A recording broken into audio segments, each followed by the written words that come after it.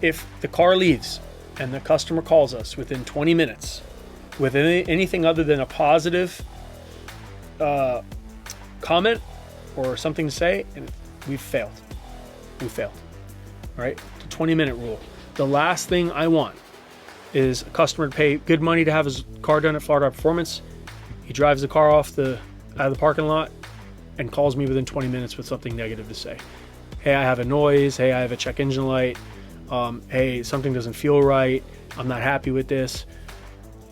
All of that can be avoided with a proper and thorough quality control process, guys.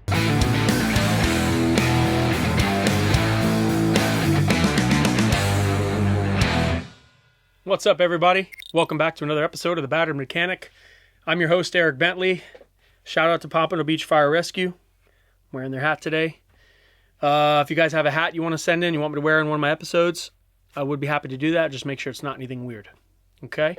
Got a really, really great episode for you today. This one's short and sweet. This one today is sort of sharing my own quality control process, my own philosophy behind quality control. You're a shop owner out there, right? You're doing a great job. You're kicking ass. Everything's going really well. But every now and then you get a car that squeaks through that maybe something's wrong with it or you miss something or whatever it is. So, quality control obviously is a real, real big one. So today we're going to focus on quality control. Episode 7, the ABCs of QC. All right, let's dive right in. But before we do, again, be sure to subscribe. Thanks for checking it out. Like, comment below. You know the deal. We're putting this out for free. It's no cost to you guys. This is just stuff coming right out of my brain. The good, the bad, the ugly of the automotive industry. I hope you're enjoying it. And if you don't like looking at me and my ugly face while I'm talking on YouTube, you can always check this podcast out on its audio format on your favorite podcast app. Okay, so don't forget, if you're walking down the street with your dog, if you're at the gym, if you're even driving to work, you can still listen to the show and you don't have to look at these high cheekbones. All right, episode 7, the ABCs of QC. Let's talk about quality control. Right at the end of the day, what matters? Quality. Quality above all else. I assure you, it's all that matters.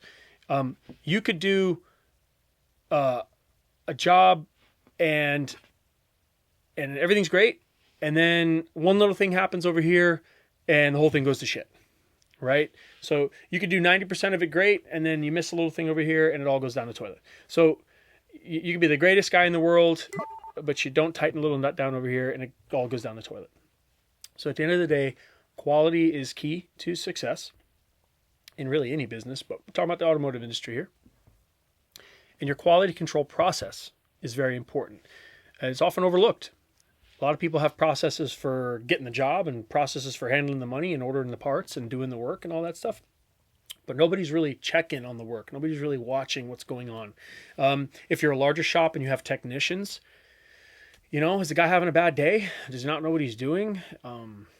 I don't know. Did he just miss something because he's human, right? Always talk about shit happens factor. Well, the shit happens factor is at an all-time high in the automotive industry and the performance business especially. So we need to put things in place to make sure that the shit happens factor is mitigated. It's never eliminated, but at least reduced to a point where we can manage it. And if something is to occur along the way, we catch it long before the customer ever takes the car home, and then something goes wrong, and it's all downhill from there. You get that Saturday afternoon phone call when you're having a beer and barbecuing with your kids at the house, and the customer calls because his car blew up or whatever the case is, right? So the ABCs of QC. All right, let's get right into it, guys. Always focus on quality. Quality, right? I always say quality over quantity. I would much rather put out quality work and have a little bit slower shop or a little bit less work than have a ton of work and just put out absolute shit work. All right? At the end of the day, it may cost you a little bit more. Your turnover may not be as high as you'd like it to be, but the quality is all that matters. And it's a long-term play, guys.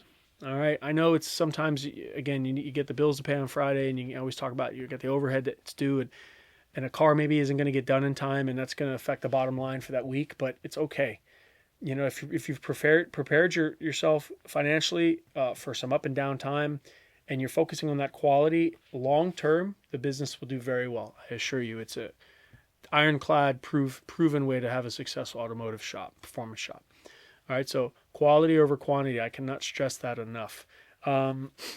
Quality control, where does it begin? Where does it start? Well, it starts with the owner and the culture of the business, and how the owner has set that place up, and the culture they have established that should trickle down through the technicians and every aspect, every nook and cranny of that business, right?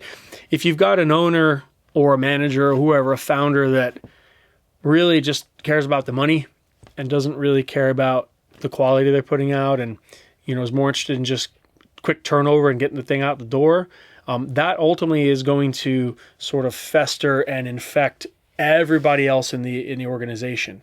And it's also the customers are going to see it, right? The place is going to be maybe dirty, or the social media content maybe not where it needs to be, or the online presence is it's whatever. You know what I mean? This guy is just money driven. He's at the bottom line, got to get the cars done, get them in and out as quickly as possible.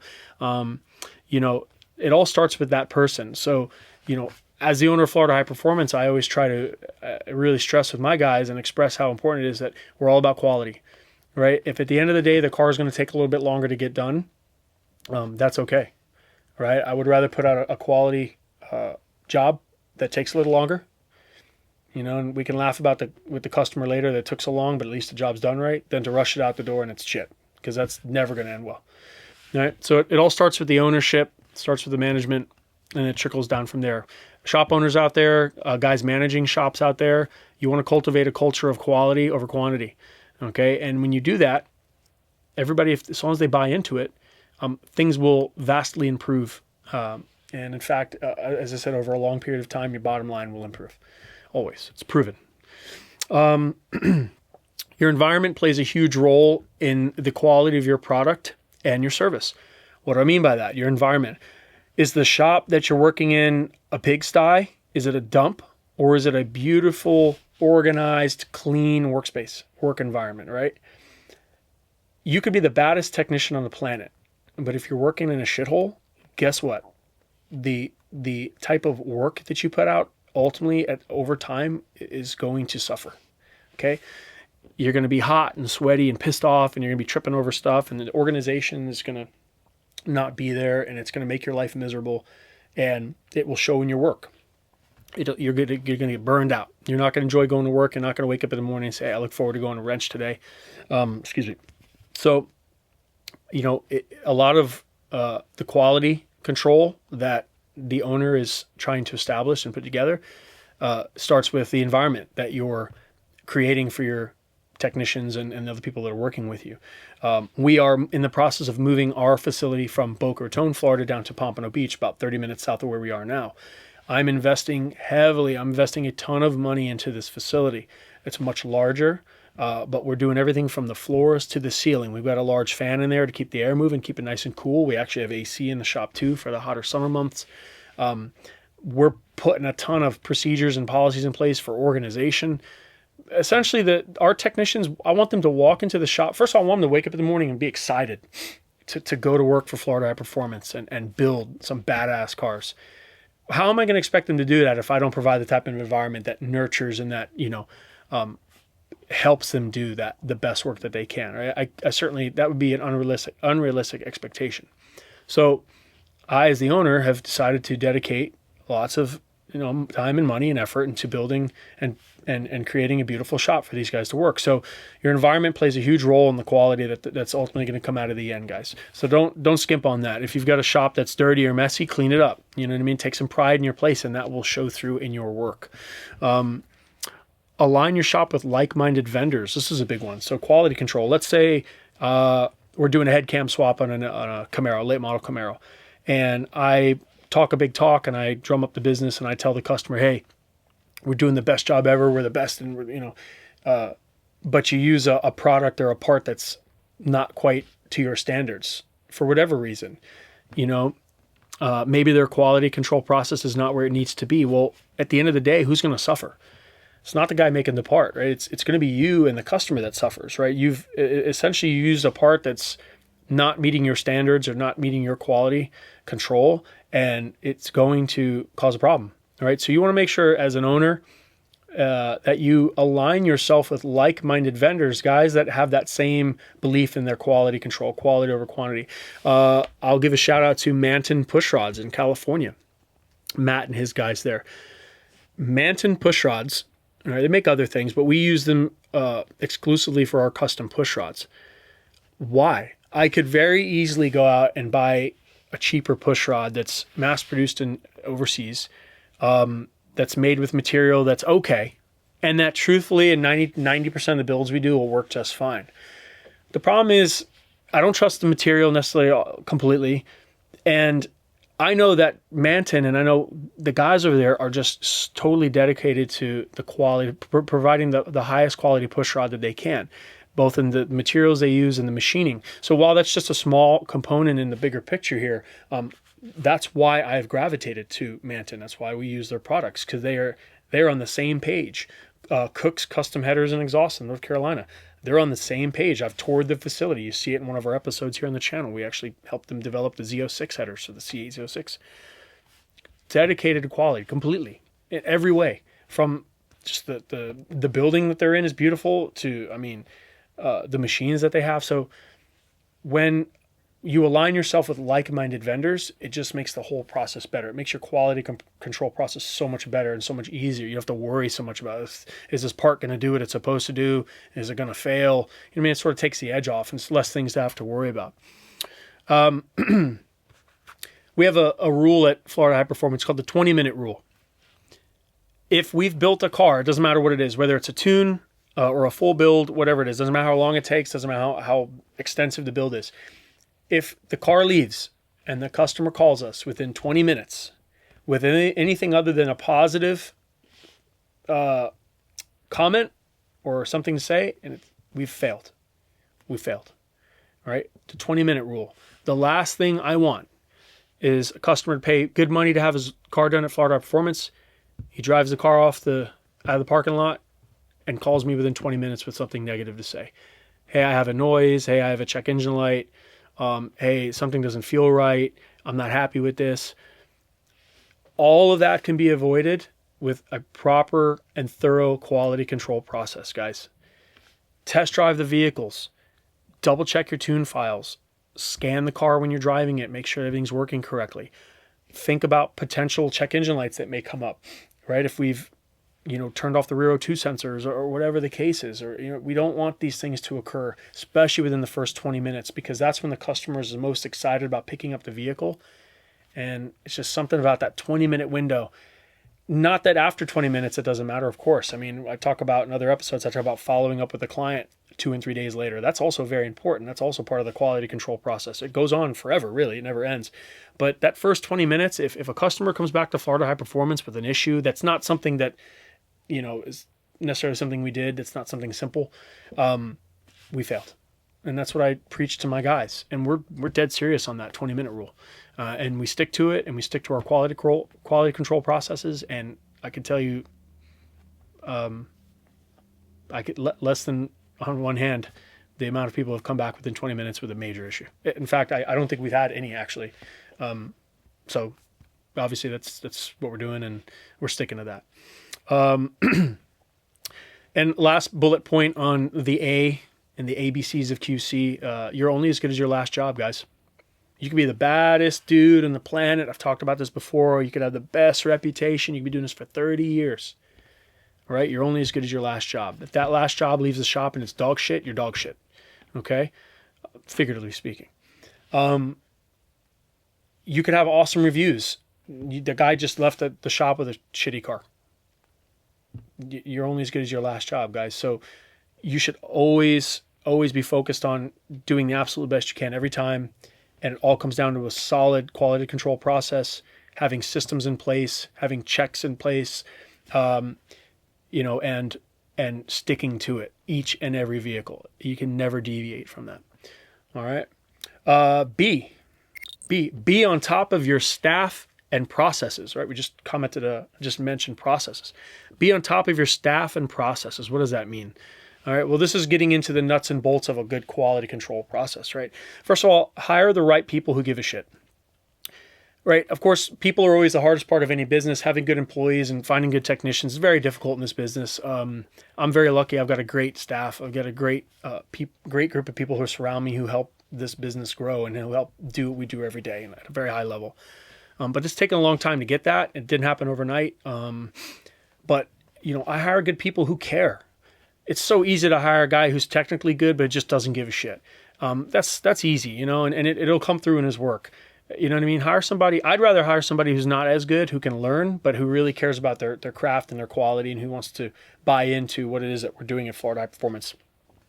Hold your technicians accountable, right? If they make a mistake, hold them accountable. Say, hey, you made this mistake. We're going to learn from it. Don't maybe beat them up over it, but because we're all human, but hold them accountable. Hold them to a high standard. All right. If they're not doing what they're supposed to be doing, let them know that. If they're not meeting your standards as an owner that you've set, let them know that. Hold them accountable. Don't let them get away with shit. If you let them get away with an inch, they'll take a mile, right? As they say.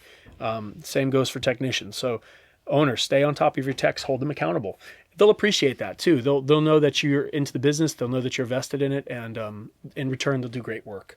Right? Because that's ultimately what people want to do at the end of the day. I don't think people go out and want to do shitty work. You know what I mean? Listen to your technicians. So not only hold them accountable, but listen to them. Let them hold you accountable, right? As the owner, it goes both ways, right? You also need to be accountable for running a business properly, right? So listen to your technicians. If your technicians say, hey, we can change this process here in this part of the build that's going to really help put out a better quality product, take that into consideration. It's not your way or the highway, right? These guys are out there in the trenches working for you, putting out the best work that they can. They might have great ideas. Listen to those ideas. Implement them if they make sense to implement. So listen to your technicians. There's so many owners out there that sit back and it's my way or the highway and do it my way or else. It's not how business works, right? Especially in the performance business, things are constantly changing and evolving. So, your technicians are out there. They're working on the cars. They're seeing stuff maybe you're not seeing. Listen to them. Consider their advice or recommendations, and if it makes sense, implement them. You live and die by your technicians. Treat them as such, right? This is all going back to hiring good people. At the end of the day, if you hire the wrong guy, it could bury your business, right? So you live and die by having really good technicians and a really good quality control process and having guys that buy into that. So make sure you treat them well. That's a big one, right? Treat your technicians well, guys. One thing we do at Florida High Performance is we have standard quality control checks and procedures. So let's say I have a guy doing a head cam swap on a Camaro. There's going to be a checklist of things that he has to do and fill out. Did he torque this? If so, what were the torque specs? What was the result of this or that? Or, take notes, right? That way they can check their work and that way I can check their work, right? So it's sort of like a checks and balance kind of thing. You'll have to have standard procedures that are in writing that you can explain to your guys, like, this is how we do things, this is how it works, and we do it the same way every time. We don't deviate from it. I QC every single vehicle that comes through Florida High Performance personally, but long before I ever QC the car, my technicians are QCing the car. Hell, have the technicians QC each other's work. Have them check each other's work along the way. It's always good to get a fresh set of eyes on a car if you're building it, right? So have standards and procedures, have them in writing, make sure they're crystal clear, make sure everybody understands them and buys into them, and then have them check each other's work, long before the owner comes out and checks everything at the end. It's already been QC'd 2 or 3 times. Sure enough, you might miss something or not see something, and that's going to go a long way to providing the best absolute quality that you can. So that's a big one that guys are missing. C, all right? C in the ABCs of QC. Constant improvement is the key to success. Do not rest on your laurels. Stay humble. I don't care if you've been doing this for 30 years and you're the best in the planet. All right? You should be constantly improving your operation, whatever that is, whether it's on a quality control level, whether it's on an efficiency level, whatever it is. As an owner, you need to be looking at every angle. All right? I'm never satisfied. If you talk to my techs, if you talk to the people who work with me at Florida High Performance, they'll tell you that I'm always striving to improve my operation, and we've got a long way to go. Right? It's not an easy business, and we're doing that. We're getting a new facility, as I said, so we're doing what we can to improve the environment and improve the quality control process. But that will never end. I'll be doing that until the day I'm dead and I'm out of this business. That's a huge mistake I think guys make. They get complacent. They get comfortable where they're at. They get burned out. They don't really care anymore. It's whatever. You have to avoid that. As I said, don't rest on your laurels. Create a culture of greatness. And again, we've talked about this. It starts with the ownership. Create a culture of greatness. Your technicians want to be just as good as you are. They should want to excel. They should want to succeed, and they should want to build an awesome brand and put out the best work that they can. So create that culture. All right. Stay humble. That's a big one. It's you guys sitting on their egos, man. The ego, that'll kill you. A big ego, that'll bury you, man. Whether you know it or not, whether you think it will or not, it will. It will. It'll show through. Your people that are around you won't like it, and it'll create sort of a cancer. So stay humble. Learn, train, try new ideas, incentivize your technicians to get certifications or, to go to training seminars or whatever it is to better themselves, right? Constantly gaining more and more education on whatever it is that they're doing. So that all goes back to the quality control steps, right? So you're constantly improving that. And if you do these little things, your quality control process overall will improve immensely. The number of comebacks that you are experiencing will drop dramatically, and overall customer satisfaction will go through the roof. It costs a little bit of money, takes a little bit more time. Again, it might affect your quantity, your turnover might go down a little bit, but the quality is going to go way up. And I promise you guys, at the end of the day, if you're in this for 20, 30, 40 years, that's all that's going to matter. Okay, the amount of cars that you turn over doesn't mean shit if all of them are crap. All right. Last but not least, guys, pay attention to your competition. That's a big one. Pay attention to your competition. See what they're doing, see what they're not doing. Watch trends in the industry. What are things doing? How are people getting things done? And try to learn from your competitors. There's nothing wrong with that. If they're doing something that's working, maybe try to implement that into your business. So, guys, these are the ABCs of QC, quality control. I hope you found value in them. It's a short list. There's obviously a lot that goes into quality control. Love to hear from you guys out there that own shops. I would love to hear what things you've put in place at your operation that have helped the end result, that have really helped you put out the best work you can. Comment below.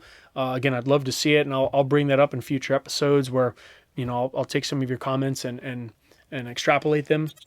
And again, no matter what, guys, it always comes down to what I always say at the end of every episode. Good quality control, right? And being a good business owner and running a good shop, it's never easy. It's always hard. And so long as you remember that and you live and die by that, you are going to be just fine. You're going to be very successful. Guys, I hope you enjoyed the episode. Be sure to subscribe, like, comment below. I can't wait to see you on the next episode of The Battered Mechanic. I am Eric Bentley, and that's all I got for you guys. I'll see you next time. Thank you.